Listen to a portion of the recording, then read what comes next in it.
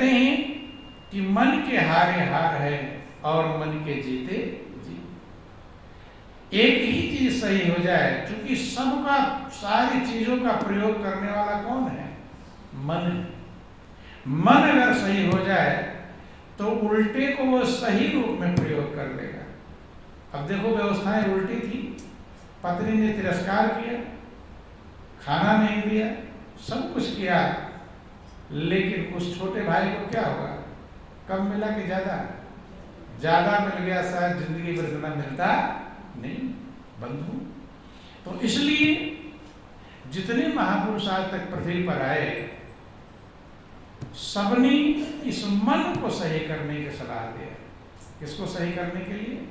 मन को। मन जिसका सही हो गया, आप ऐसे भक्तों का उदाहरण सुनते हैं कि जिनके पास तन ढकने के कपड़े भी नहीं थे और वो भी मगन थे।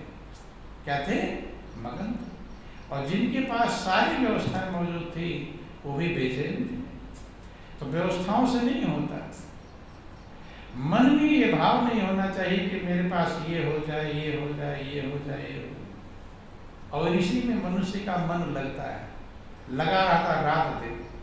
और जहां रात दिन लगा हुआ है, हम कैसे उसे प्रयोग करें, उसका दुरुपयोग ना हो, क्योंकि ज्यादा दुरुपयोग होता है और दुरुपयोग ही सबसे बड़ा नुकसान का कारण बनता है।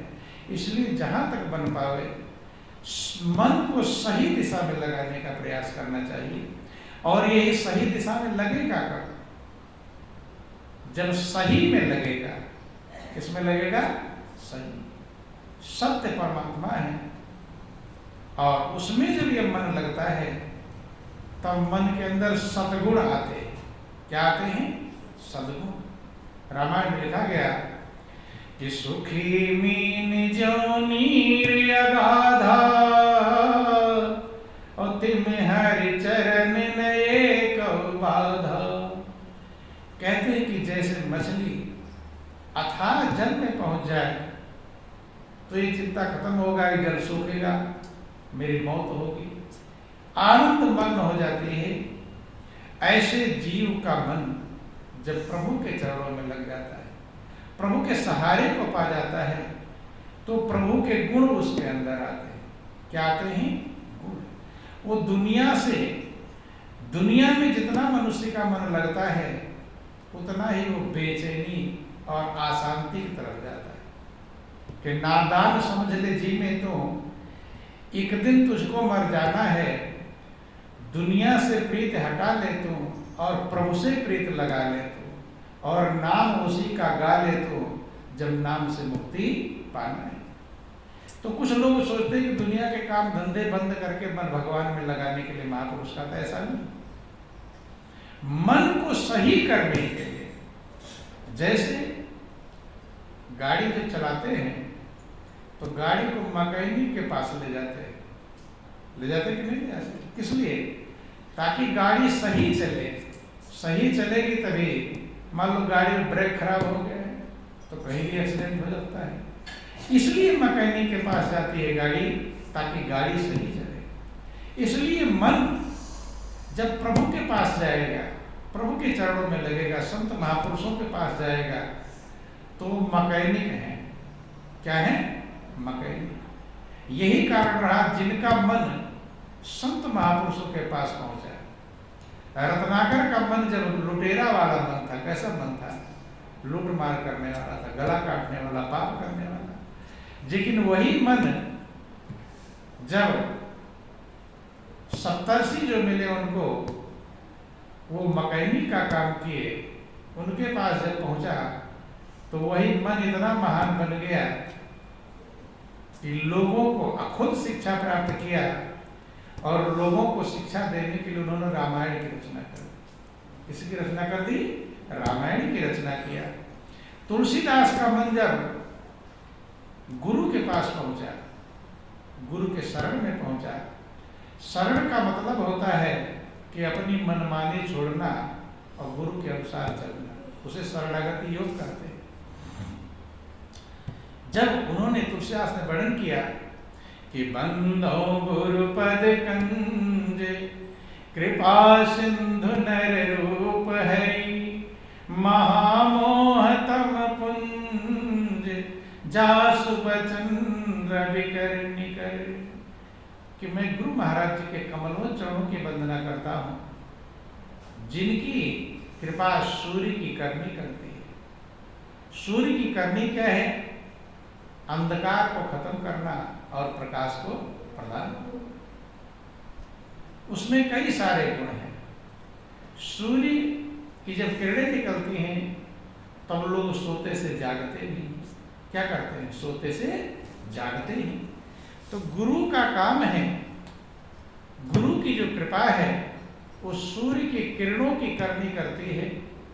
जो सो रहे हैं उनको जगाती है, जो अज्ञान के अंधकार में जी रहे हैं उनको ज्ञान का प्रकाश प्रदान करती है, और जो इस संसार के रूपी रात्रि में सो रहे हैं, किसमें सो रहे हैं? संसार के रात्रि में। कि मोह निशा सब सो निहारा, और देखें स्वप्न अनेक प्रकारा। सब मोह की रात्रि में सो रहे हैं और अनेक प्रकार के स्वप्न देख रहे हैं कि ये मेरा है, ये मेरा नहीं, ये अपना है, ये पराया है, अब मैंने ये काम कर लिया, अब ये काम और बाकी। तो महापुरुष कहते हैं कि मनुष्य का मन इसी में घूमता फिरता रहता है, डूबता उतराता रहता है।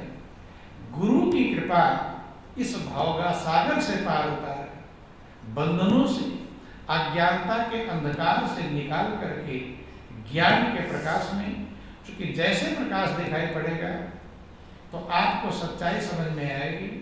वही आप कहानियां सुनते हैं कि टेढ़ी मेढ़ी रस्सी पड़ी हो और सांप लगता हो तो डरेंगे भी, उछलेंगे भी, लेकिन प्रकाश आ जाए तो तब कन्फर्म हो जाएगा कि सांप है या रस्सी। अर्थात जिस दुनिया में, जिस अज्ञान के अंधकार में जीव रात दिन अशांत और बेचैन रहता है, जब उसके हृदय में ज्ञान का प्रकाश फैलता है तो वो सच्चाई को समझने लगता है।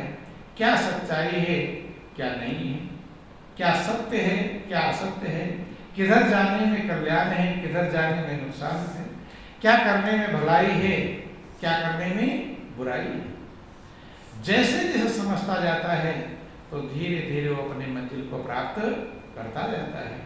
इसलिए लेकिन ये ध्यान रखें, कोई भी चाहे कि मैं खुद ही सुखी हो, दूसरे को जितना सुखी करने का हम प्रयास करेंगे तब आपके अंदर से वापस खुशी आएगी।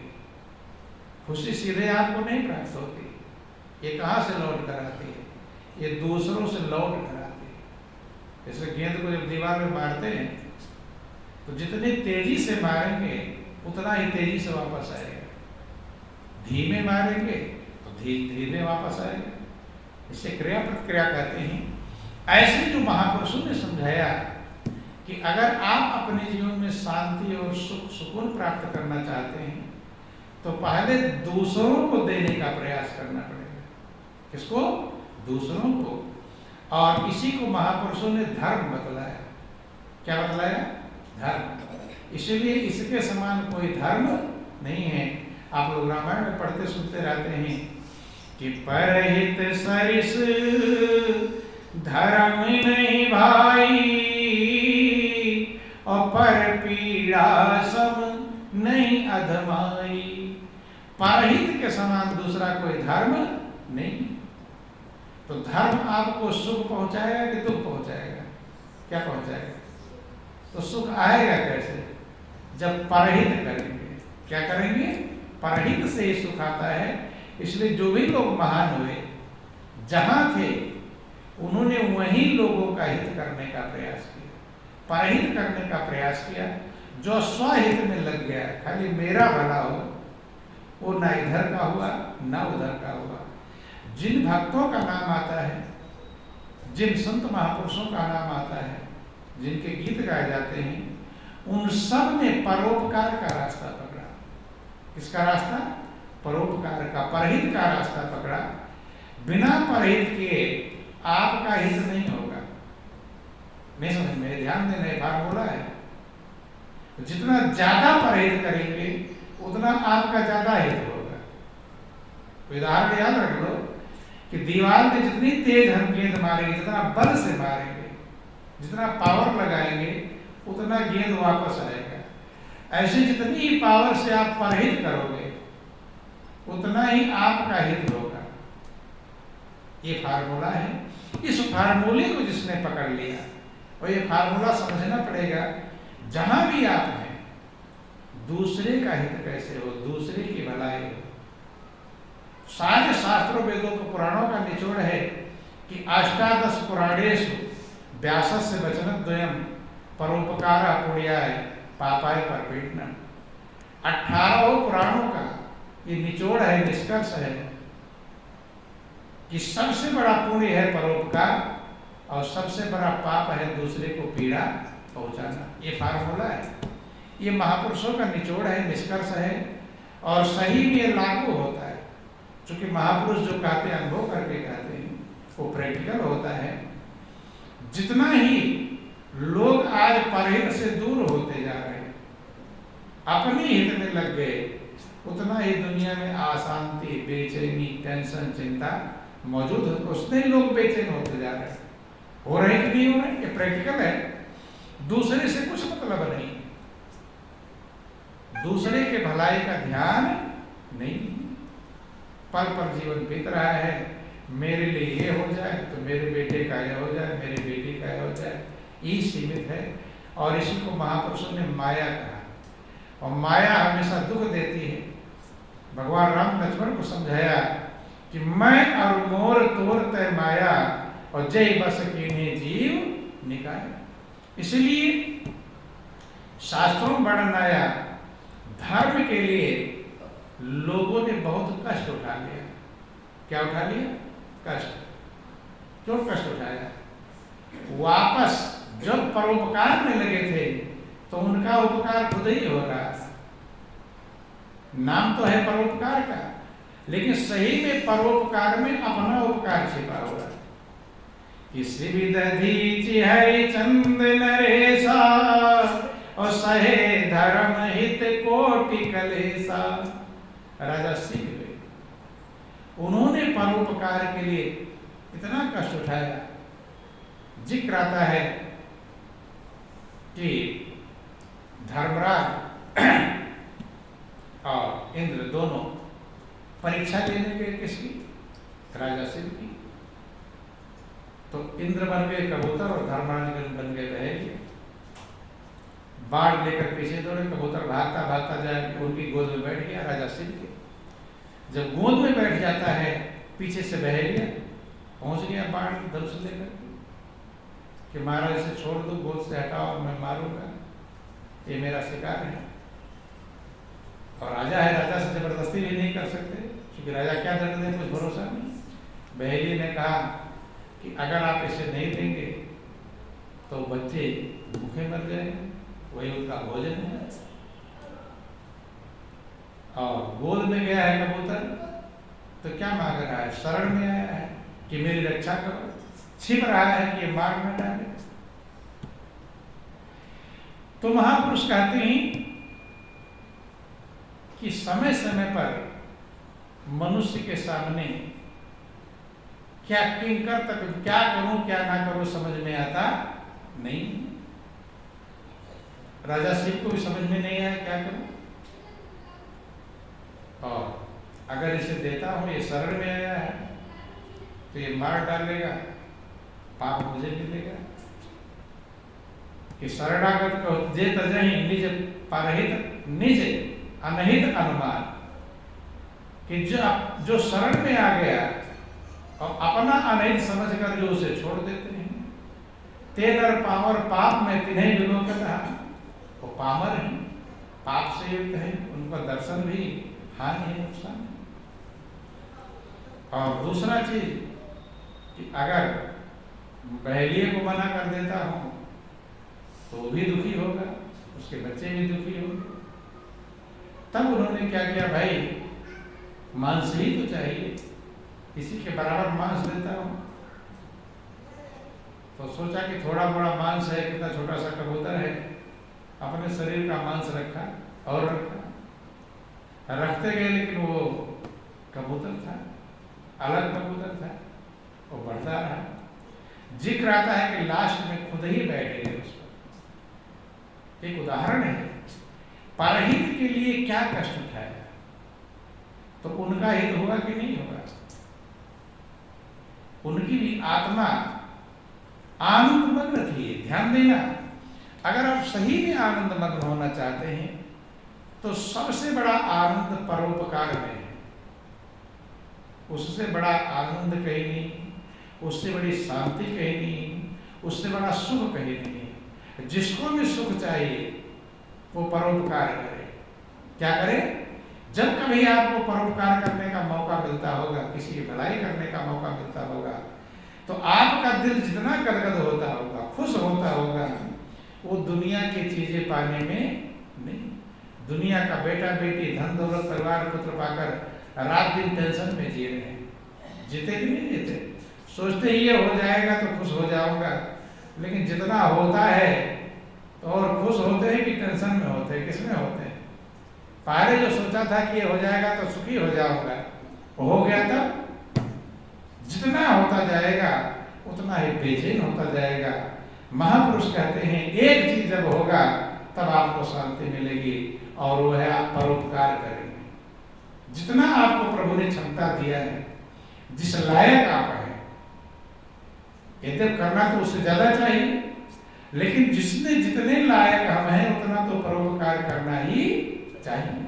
और सब करने लायक है, कोई भी ऐसा नहीं है जो परोपकार करने लायक ना हो, लेकिन रात दिन जी उस स्वार्थ में ही जी रहा है, परोपकार का ध्यान नहीं, दूसरे के भलाई का ध्यान नहीं। दधीच का जिक्र आया कि एक राक्षस था वृत्तासुर, देवता सब गए दधीच के पास कि वो तब मारा जाएगा जब आपकी हड्डियों का वज्र बनेगा। क्या बनेगा? तब मारा जाएगा। तो दधीच ने अपने प्राण को ऊपर चढ़ा करके शरीर को छोड़ दिया और उनकी हड्डियों का वज्र बनाया गया, तो वृत्तासुर मारा गया परोपकार के लिए। लेकिन दधीच जब अपने शरीर को छोड़ रहे होंगे तो उनका दिल आनंद मग्न था या बेचैन था? क्या था? आनंद मग्न था। और यहाँ सब पाकर बेचैन रहते हैं। बंधु, हरिश्चंद्र जो स्वर्ण सिंहासन पर बैठने वाले राजा, वो जाकर मरघट पर खड़े हो गए। कहाँ खड़े हो गए? जब मरघट पर खड़े हुए हो गए तो बेचैन थे कि आनंदमग्न थे? क्या थे? हैं? अगर बेचैन होते तो लौट आते, क्या झंझट थी? तो कहा रहे थे दक्षिणा पर चुकाना है तब मना कर दो। लेकिन ध्यान देना, जितना ही मनुष्य परोपकार करता जाएगा, हृदय की खुशी उसकी बढ़ती जाएगी, और इसी खुशी को आपकी आत्मा ढूंढ रही है। जो आत्मा सामान नहीं ढूंढ रही है, सामान तो पाया और बेचैनी बढ़ा। जितना मिलता जाएगा उतनी बेचैनी बढ़ती जाएगी। इसलिए समझने का प्रयास करें, विचार करने का प्रयास करें। जो भी हमें मौका मिले पल पल, चूंकि हम परोपकार कर तभी पाएंगे जब मन के अंदर विचार आएगा, भाव आएगा। भाव ही नहीं तो करेंगे क्या बंधु? इसलिए बोलो वृंदावन बिहारी लाल की। देखो आप लोग सत्संग में आते हैं कि आप लोगों के अंदर विचार आता है कि और लोगों को मैं खबर कर दूं। किसी को खबर करने का विचार आता है, कि औरों को भी खबर करो कि तुम भी चलो सत्संग में। चलोगे कि नहीं चलोगे? क्या समस्या? कुछ लोग ऐसे होते हैं जो भूल जाते हैं। अगर आपने खबर किया होता तो वो भी पहुंच जाता, लेकिन है दूसरे के परोपकार का ध्यान, उससे कुछ मतलब नहीं है। अगर एक आदमी 10 लोगों को खबर करेगा तो ना भी आया, आपका कर्म तो बन गया। कर्म बना कि नहीं बना? लेकिन इससे कुछ मतलब नहीं। छोटे छोटे परोपकार जो करने लायक हैं, लेकिन हमारे अंदर विचार आएगा तभी तो कर्म करेंगे, है? लेकिन हम देखते हैं कि किसी के अंदर भाव नहीं है कि लाओ मैं खबर कर दूं, या कोई सत्संग में नहीं आया, तो क्या आप लोग पूछते हैं कि क्यों नहीं आए थे? कुछ मतलब है? दूसरे से क्या मतलब है? बोलिए प्रेम से गुरुदेव महाराज की। देखो आरएसएस का स्कूल होता है, विद्यालय, वहां पर हमने देखा इस बात को कि जो बच्चे आज स्कूल नहीं आए हैं, उनके आचार्य जो टीचर होते हैं उस बच्चे के घर जाते हैं, बना लेते हैं अपना कि आज कौन कौन नहीं है, कौन कौन किसके घर जाएगा। उसके घर जाते हैं पूछने कि भाई तुम बीमार, क्या बात हुआ नहीं आया आज बच्चा? बीमार थे और कोई बात थी, क्या थी? तो बहानेबाजी है पता चल जाएगा, बीमार है तो पता चल जाएगा, और कुछ है तो पता चल जाएगा। तो अगले दिन वो सजग हो जाएगा, ना आने वाला है जान जाएगा कि मैं नहीं जाऊंगा तो आचार्य जी मेरे घर आ जाएंगे। बंधु, तो ज्यादा ही कोई मजबूरी होगी, कन्फर्म बात, तभी रुकेगा। यही काम सत्संग वालों को भी करना चाहिए। करना चाहिए कि नहीं करना चाहिए है? लेकिन किसी के मन में ही नहीं आवे, चलने आवे, क्या मतलब है मुझसे? हम आगे ये बहुत बड़ा एहसान कर दिया। ध्यान दें, छोटे छोटे सेवा, छोटे छोटे कार्य हमें ढूंढना चाहिए। क्या करना? आज तो जाना भी नहीं, फोन की व्यवस्था है व्यवस्था की नहीं, और फोन में पैसे भी नहीं खर्च होते, सबका फ्री रहता है।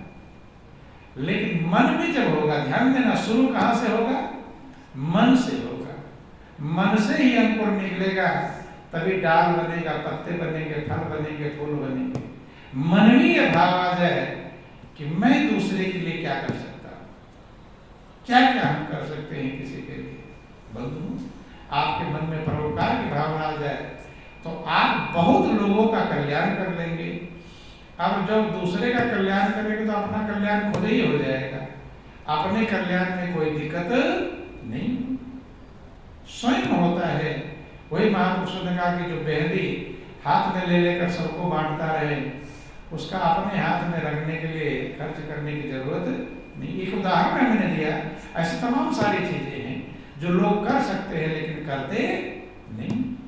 ना करने के कारण आप करते क्या हो? पूरे दिन भर आपका स्वार्थ के संसार में, मतलब वाले संसार में, माया के संसार में हम मन लगाए रहते हैं। तो ज्यादा बहुमत माया का होता है। किसका होता है? माया का। और जिसका बहुमत होगा उसी की जीत होगी। ज्यादा इस स्वार्थपरता से ऊपर उठकर परमार्थ में लगा, जब उसका पलड़ा भारी होगा तब आपके जीवन में शांति आएगी, खुशहाली आएगी और कल्याण होगा। जिन लोगों ने ये कार्य किया और कार्य करने वाले भी तमाम ऐसे लोग हैं, दिन भर काम करते हैं और सोचते हैं किसको भी सुनाऊं, थोड़ा टाइम ये भी निकालना चाहिए कि किसी को मैं चर्चा सुनाऊं। दो बातें जो हमने समझा है आपने समझ लिया, उससे क्या होगा? नहीं समझ। दीपक होता है ना, दीपक अगर उजाला हो और खाली अपने लिए रोशनी करे तो फायदा है उसका? उस दीपक का क्या फायदा है जो खुद के लिए रोशनी करता है? उस फूल का, खुशबू का क्या लाभ जो खुद ही अपने लिए भागता है? खुशबू क्या है, किस लिए? ताकि लोगों को फैलाना। हवा चल रही, हवा खाली अपने लिए हवा करे, लाभ है? आपको जो हवा देता है तब उसकी कीमत है। सूरज खाली अपने लिए प्रकाश करे, सही रहेगा? वो सारे संसार के लिए प्रकाश करता है। तो जब इतनी चीजें आपको देती हैं तो आपको दूसरों को देना चाहिए कि नहीं देना चाहिए? लेकिन नहीं, ये भूल है, ये अज्ञानता है। आपको वही आप लोग प्रार्थना, अगर वो प्रार्थना भी समझ जाओ तो बहुत बड़ा काम कर। छोटी कक्षाओं में आप लोग पढ़ते थे, प्रभु से प्रार्थना करते थे कि वह शक्ति हमें तो दया निधे, कर्तव्य मार्ग पर डट जावे और पर सेवा पर उपकार में हम जग जीवन सफल बना जाए। प्रभु से कौन सी शक्ति मांगता था कि हे प्रभु मुझे ऐसी शक्ति दो, ऐसी अकल दो, ऐसी बुद्धि दो। अपना जो कर्तव्य मार्ग है वो कर्तव्य का मार्ग है, इसी यही करना है। कौन सा कर, क्या करना है? पर सेवा पर उपकार में हम जग जीवन सफल बना जाए। जीवन सफल कब होगा? पर सेवा करेंगे और पर उपकार करेंगे। तो शक्ति तो मांग लिया और भगवान ने शक्ति दे भी दिया, अब कौन से में काम में लगे? निज सेवा में। तो ये गाय होते निज सेवा निज उपकार में है, लेकिन मांगा पर सेवा पर उपकार में हम जग जीवन सफल, तब सफल होगा जब आप पर सेवा में लगेंगे। वो जटायु का भी आप सुनते हैं कि जटायु का नाम आया कैसे? जटायु ने पर सेवा के लिए, पर उपकार के लिए अपने जान की बाजी लगा दिया। मरना तो ऐसे भी एक दिन है, तो जान किसके लिए लगाना है? स्वार्थ के लिए या पर स्वार्थ के लिए? पर स्वार्थ में जान देने को कौन कहे? थोड़ा भी दे दो काम चल जाएगा। बोलो वृंदावन बिहारी लाल की। जटायु और रावण का कुछ भी हिसाब किताब नहीं है। रावण कितना बलशाली, जटायु उसके सामने कुछ भी नहीं। शेर सामने पकड़ी हो, लेकिन जटायु ने परमार्थ के लिए शिक्षा, एक शिक्षा ग्रहण करनी चाहिए। परमार्थ के लिए कितनी मेहनत करना चाहिए। जटायु ने परमार्थ के लिए सीता को बचाने के लिए उस रावण से भिड़ गया। भिड़ गया कि नहीं भिड़ गया? और ध्यान देना, जब आप कितने किसी लायक ना हो और सत्य के मार्ग में आप चल पड़ोगे, तब हर चीजें आपकी मदद करती है। ये प्रकृति पूरा, ये सत्य के मार्ग में आपका मददगार बन जाता है। क्या बन जाता है? सारा संसार, सारा विराट सत्य से भरा हुआ है, कण-कण में सत्य समाया हुआ है। और जब हम सत्य के मार्ग पर चलने लगते हैं तो सब तरफ से सहयोग मिलता है। क्या मिलता है? सहयोग।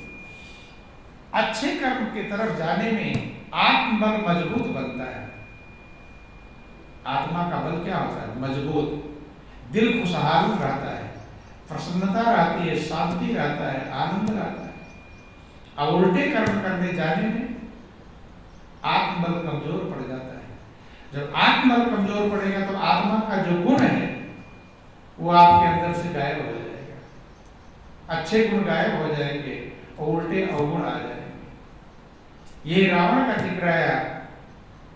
रावण बलशाली था, ज्ञानी था, सब कुछ होते हुए भी जब उल्टे मार्ग पर कदम रखता है, सीता को चुराने के लिए जाता है, तो आत्मबल कमजोर पड़ गया। कमजोर पड़ गया कि नहीं पड़ गया? रामायण वर्णन आया कि 110 शीश स्वामी की नाई, इत उत चितई चला भड़ी है।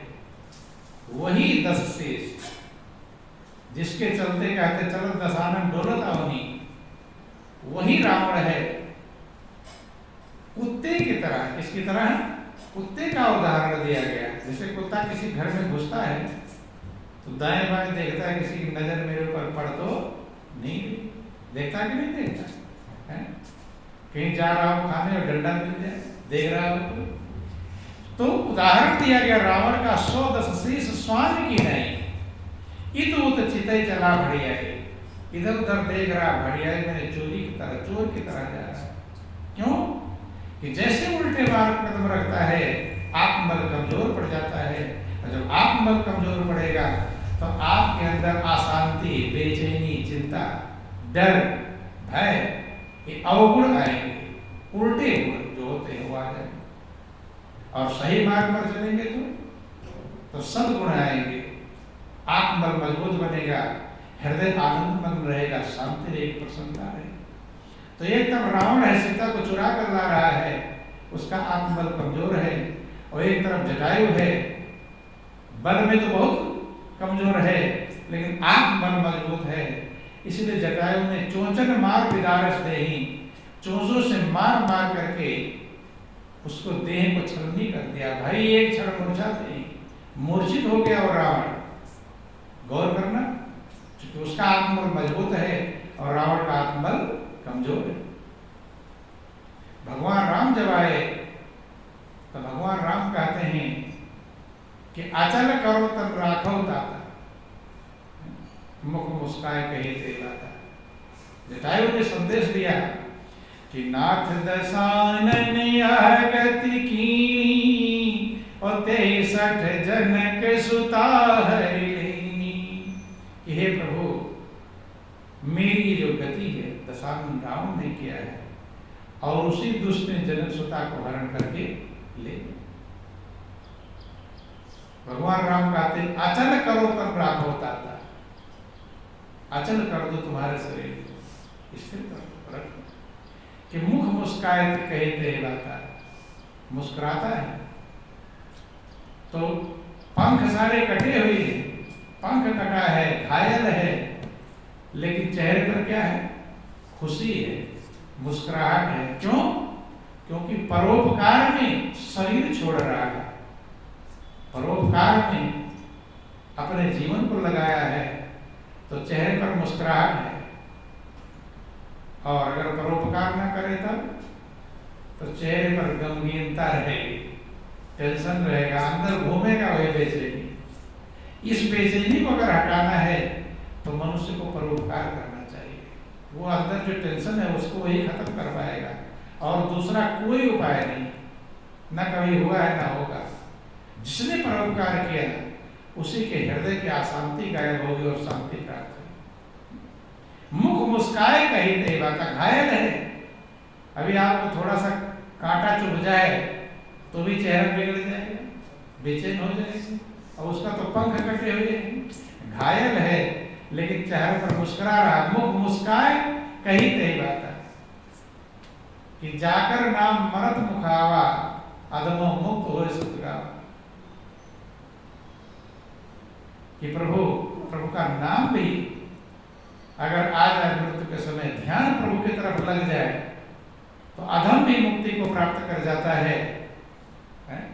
और मम लोचन गोचर सोई आगे, राखों दे नाथ के संग। और किस काम के लिए शरीर को रखूं? रख लूंगा, लेकिन ये मौका फिर मिलने वाला नहीं। तब राम ने कहा, परहित बस जिनके मन माही, तिनको जग दुर्लभ कछुनाही। एक फार्मूला याद रख लो कि भगवान राम की अगर पूजा करते हैं तो ये राम का फार्मूला है। परहित बस जिनके मन माही, जिनके मन